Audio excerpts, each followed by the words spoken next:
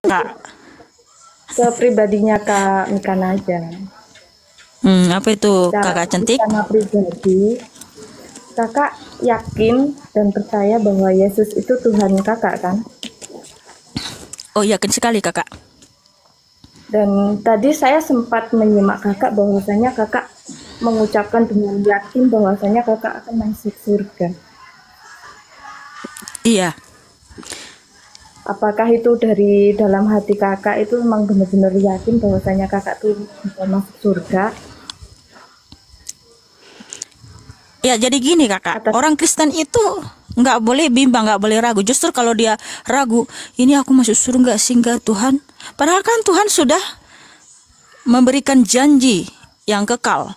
Yohanes 10 ayat 27 sampai 28.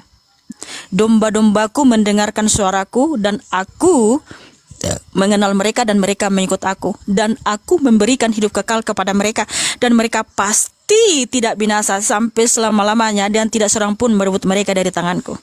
Jadi aku percaya janji Tuhan ini. Lagi pula aku nggak boleh ragu-ragu kakak.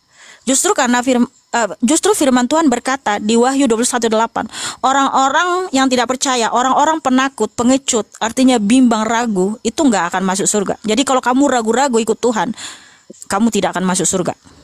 Karena dalam Tuhan Yesus nggak boleh ada keraguan-raguan, nggak ada mudah-mudahan, semua kepastian. Tetapi dan ingat saudaraku, Mm-mm.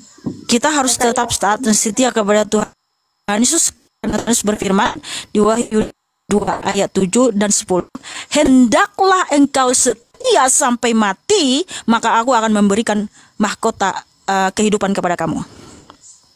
Jadi saya mau tetap setia kepada Tuhan Yesus apapun yang terjadi dalam hidup saya. Ya, Kakak dari Bagaimana lahir kak? emang sudah beragama Kristen kan? Dari lahir. Iya memang sih saya itu dari keluarga Kristen ya, tapi bukan berarti saya menjelekkan orang tua saya. Saya bangga dilahirkan orang tua saya. Waktu saya kecil kakak, saya nggak pernah diajarin sama orang tua saya tentang kekristenan, tentang siapa Tuhan Yesus. Bahkan kami sering ditolak, sering diejek. Kami tidak punya agama, tidak punya Tuhan. Sebab memang waktu kecil kita jarang ke gereja. Ya, jadi SMP, SMA itu saya nggak ke gereja. Ya, nah tapi di rumah saya baca Alkitab kakak. Makanya orang-orang di kampung kami, ya di kampung sini tahu lah ya, dulu kami itu sering diejek itu orang yang tidak punya agama dan tidak bertuhan. Tapi semenjak mereka tahu saya sekarang pemberita Injil, maka mereka wow, ternyata yang dulunya yang kayaknya tidak punya agama telah terjadi pemulihan dalam keluarga kami. Dan bahkan dulu kak, saya pernah masuk ke agama non-Kristen ketika saya tinggal di rumah mereka. Kakak tahu nggak, waktu itu saya bermimpi Tuhan Yesus memberikan saya Alkitab. Tapi nggak berapa lama saya malah pindah agama. Ya, pindah agama ketika saya tinggal di rumah orang non-Kristen, mereka mengajak saya masuk agamanya. Karena waktu itu saya masih remaja, ya masih muda banget gitu kan, masih labil, ya saya iyakan. Tapi nggak berapa lama sih gitu, walaupun saya sudah mengikuti sembahyang-sembahyang agama mereka. Tetapi karena Tuhan Yesus memang sudah memilih saya sejak awal, ya saya kembali lagi ke Tuhan Yesus. Jadi kesimpulannya sekarang Kakak sudah yakin bakal masuk surga. Ya, saya percaya dengan janji Tuhan Yesus. Karena janji Tuhan Yesus itu ya dan amin. Karena Tuhan Yesus Kristus telah menebus kita dari kutuk kematian di atas kayu salib 2000 tahun yang lalu. Terus Kakak juga yakin Kakak sudah melakukan semua perintah Tuhan tanpa mengingkarinya sedikit pun. Ya, jadi orang Kristen itu kan bertobat setiap hari ya.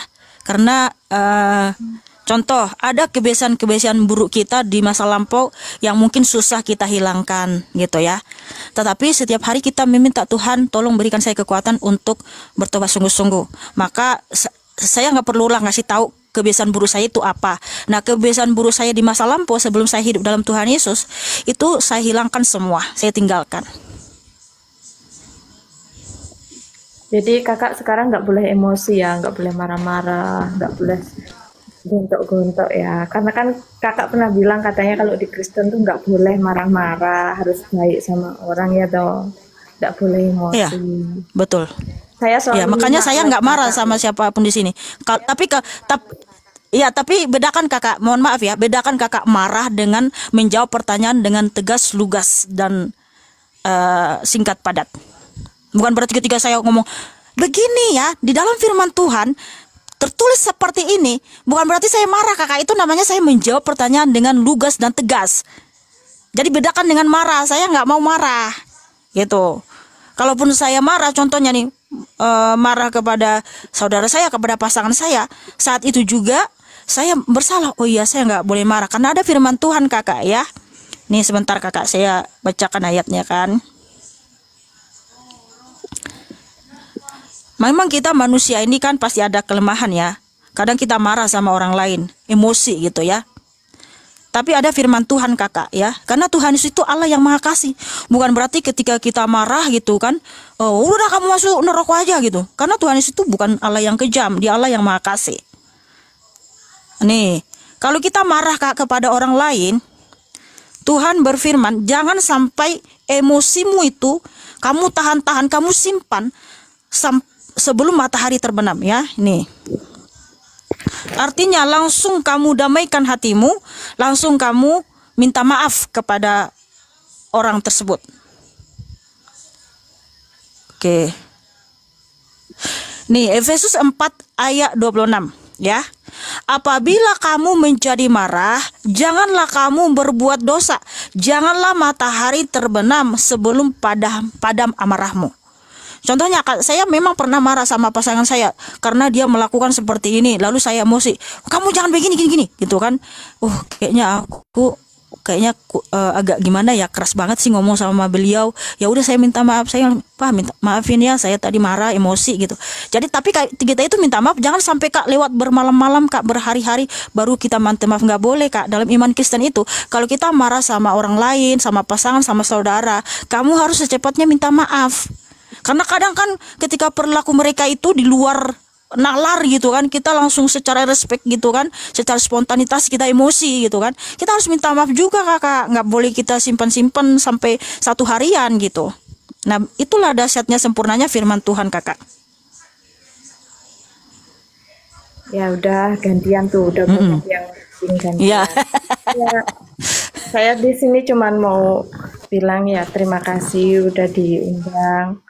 Semoga Kak Mikana tidak kecewa dengan keyakinannya, semoga benar-benar bisa masuk surganya Tuhan Yesus. Pun mohon assalamualaikum. Ya terima kasih kakak, tidak ada kekecewaan dalam Tuhan Yesus. Terima kasih, God bless you. Tepuk tangan buat Mafia yang cantik dan manis.